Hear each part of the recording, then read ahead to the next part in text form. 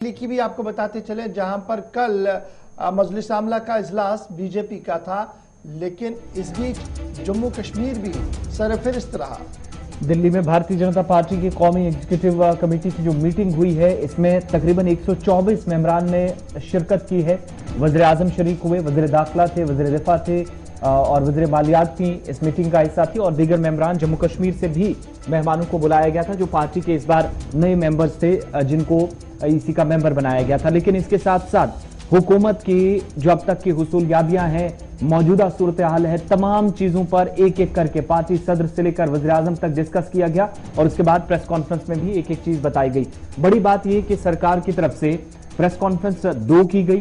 धर्मेंद्र प्रधान जो कि मरकजी वजीर हैं, उनकी तरफ से भी पहले प्रेस कॉन्फ्रेंस की गई और सरकार की हुसूलियाबियां। लेकिन जब जम्मू कश्मीर की बात यहां पर छेड़ी गई मीटिंग के अंदर, तो उस वक्त दफा 370 की तनसीख का मामला भी एक बार फिर काफी ज्यादा जिस पर तस्करा हुआ और चाहे वो पार्टी के कौमी सदर हों या वज़ीर आज़म हों, उन तक बात पहुंचाते हुए मुल्क के अवाम को यह पैगाम देने की कोशिश हुई कि न सिर्फ जम्मू कश्मीर के अंदर बल्कि मुल्की सतह पर सलामती सूरत हाल बेहतर हुई है। बेअमनी जो थी, लाकानूनियत जो थी, उसको दूर करके खत्म करके 370 की तनसीख के बाद बहुत हद तक बेहतरी का मौका मिला है। लेकिन सरकार ने कुछ और दावे भी जम्मू कश्मीर जो रियासत थी यूटी बनने के बाद इसमें किए हैं। पहला तो ये कि जम्मू कश्मीर को लेकर भी सरकार का जो एक तारीखी फैसला था इन 7 वर्षों के दौरान, उसके बाद आम शहरियों की हलाकत की शरह कम हुई है, सरकार का बयान है। दूसरी बात ये कि मौजूदा सूरत हाल में भी जम्मू कश्मीर के अंदर आज के वक्त में जो सरकार ने हाल ही में इंतखाबात करवाए या पिछले साल इंतखाबात हुए, डीडीसी इंतखाबात, डीडीसी, पंचेस और सरपंचेस के इंतखाबात का जिक्र करते हुए एक बार फिर कहा गया कि अब जम्मू कश्मीर 370 की तनसीख के बाद तामीर और तरक्की की राह पर गामजन है। लेकिन हिज़्ब इख्तिलाफ ने इस पर सवाल ये उठाया है कि 370 हटने के बाद मुल्क के अंदर सलामती सूरत हाल कैसे खतरे में उससे पहले थी, अगर मामला जम्मू कश्मीर से जुड़ा था। लेकिन शहरियों की हलाकत आज भी इशफाक हो रही है, जो कांग्रेस का बयान इसके बाद सामने आया है। कल जो एक सियासी करारदाद सामने रखी गई बीजेपी की तरफ से, उसका मतन कुछ इस तरीके से जो रेजोल्यूशन सामने रखा गया और उसे अडॉप्ट किया गया और मूव भी किया गया था, उसमें कहा गया कि इंतहा पसंदी की कार्रवाइयाँ जो हैं वो जम्मू कश्मीर के अंदर पिछले 7 साल के मैंने मोदी टेन्योर के दौरान बहुत कम हुई है। और एक इस करारदाद के अंदर एक मुतवातिर तौर पर फिगर्स दिए गए और कहा गया कि पॉलिटिकल रेजोल्यूशन जो सामने रखा गया, उसमें कहा गया कि 2081 लोग मारे गए जी जम्मू कश्मीर में साल 2004 से साल 2014 के दरमियान 2081 लोग। और ये जी टेन्योर था जी यूपीए 1 और यूपीए 2 का, जिसकी सरबराही डॉक्टर मनमोहन सिंह साहब कर रहे हैं। मैं उस रेजोल्यूशन का मतन आपको थोड़ा सा समझा रहा हूँ जी। उसके बाद ये कहा गया कि 240 के करीब सिविलियन मारे गए जी 2014 से 2021 के दरमियान। और ये टेन्योर जनाब था वज़ीर आज़म नरेंद्र मोदी साहब के का, जिन्होंने जम्मू कश्मीर को इंतहाई अहम तरीन मकाम देकर कई मामलों को हल कराया। ये जो वायलेंस ग्राफ कम हुआ है, ये बीजेपी की एक बहुत बड़ी जीत है। यूपीए 1 यूपीए 2 के बाद अपने कार्यकाल यानी अपने टेन्योर की रिपोर्ट कार्ड सिविलियन कैजुअलिटीज के हवाले से सामने रखी है, तो ये एक बड़ी पेशरफ जो है वो बताई गई है। दूसरी बड़ी बात,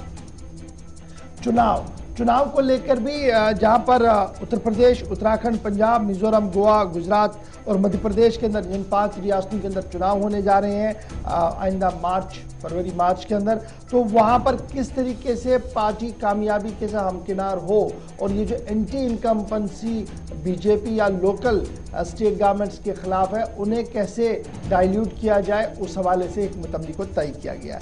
और तीसरी बड़ी बात जो जम्मू कश्मीर के जाविये से मुझे बड़ी अहम दिखी, वो ये थी कि कल उन्होंने कहा कि जब 370 और 35 का अख्तिताम हुआ, तो उसके फौरन बाद एक विधान, एक प्रधान और एक निशान, जो एक बहुत बड़ा नारा था, उसकी मुकम्मल तौर पर इम्प्लीमेंटेशन जम्मू कश्मीर के अंदर हुई है। निर्मला सीतारमन की तरफ से प्रेस कॉन्फ्रेंस की गई, जेपी नड्डा ने ऑफिशियली कुछ चीज़ें सामने रखी। तो कुल मिलाकर ये कल का मजलिस आमला का इजलास जो था, इसमें एक जम्मू कश्मीर सरफहरिस्त रहा, पॉलिटिकल सिचुएशन डिस्कस की गई, 370 के बाद के मामला को डिस्कस किया गया और कमिंग इलेक्शन जो 5-6 रियासतों के अंदर वहाँ पर क्या कुछ करना है, उस हवाले से भी गुफ्तगू जो है वो की गई है। About how in Jammu and Kashmir, after the abrogation of 370, Article 370, there are several developmental activities happening. The Block Development Council elections, DDC elections have all seen how people are willing to come out in spite of even today quite a lot of voices against them going and participating in democratic processes.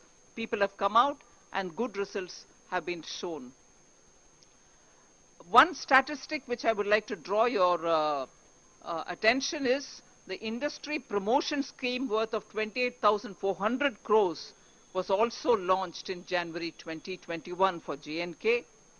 54 projects worth 56,201 crores have also been launched. The Rajneetik Prastav also refers to all these things. And terrorism-related incidents, the political resolution says, between 2004 and 14, 2,081 people died in J&K, while from 2014 to September of 2021, only 239 civilians have died, and therefore the clear indication that in spite of all the troubles, the state is moving towards less terrorism and more of developmental work. मैं मानती हूं कि इस विषय में हमारी तरफ से केंद्र मंत्री नरेंद्र सिंह तोमर जी और हर एक सरकार में जो है उनके पोजीशंस बार बार हम बोल रहे हैं, बातचीत करने के लिए तैयार। इन तीनों कानून में वैसा कौन सा एक मुद्दा है जिसके ऊपर आपको आपत्ति है, ये जरूर बोलिए। बात करने के लिए हर समय हम तैयार है। ये स्पष्ट है, आज तक एक भी पॉइंट नहीं आए, फिर भी तोमर जी बात करने के लिए तैयार है। पहले अगर ऑपोजिशन इस इश्यू को उठाने के लिए कोशिश करेंगे, वो जरूर वो स्पष्ट रखें कि क्या ऐसा विषय है उसमें उनका आपत्ति, बिना ये बोले जरूर उनका। निर्मला सीतारमण को आप सुन रहे थे, जिन्होंने कल ब्रीफिंग की है बीजेपी की मजलिस आमला की मीटिंग के फौरन बाद। साबिक तर्जमान भी रही है बीजेपी की और इस वक्त वजीर खजाना भी है। किसानों से लेकर जम्मू कश्मीर के मामले पर खुलकर कल बीजेपी की तरफ से अपना मौक़िफ़ जो है वो सामने रखा गया। छोटे